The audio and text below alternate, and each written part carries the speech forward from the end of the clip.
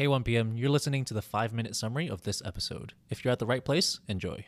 All right, so summary of signs and symptoms. So usually the first symptom is the prodrome of the viral upper respiratory tract infection.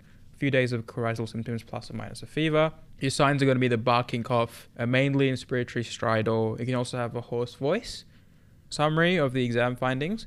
Always do an under the bed exam, so that includes your AVPU scale, look at the color, temperature, OBS, and also check for other signs such as drooling, modeling, etc.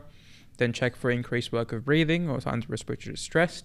This includes tracheal tug, subcostal intercostal recession, abdominal breathing, and tripoding. And then you want to auscultate and check for air entry bilaterally, and then also check for stridor. Stridor can be at rest or during exertion. Okay, summary of investigations. You don't need investigations to make a diagnosis of croup, but you can do a VBG if you want to, but it's not routinely done. You can also do a chest x-ray in children who's admitted to ICU, and the classic sign on chest x-ray for croup is the steeple sign. So just a summary of the management now. Let's split it up into severe and non-severe.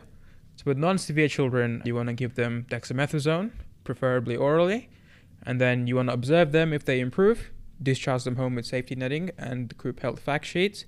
And if they're severe, you want to admit them over to ICU, but before that, take them to resus, make sure they are safe for transfer, give them adrenaline, dex again, but this time IV, and call a med call, call the ICU team, call anesthetics, call ENT in case they needed an artificial airway.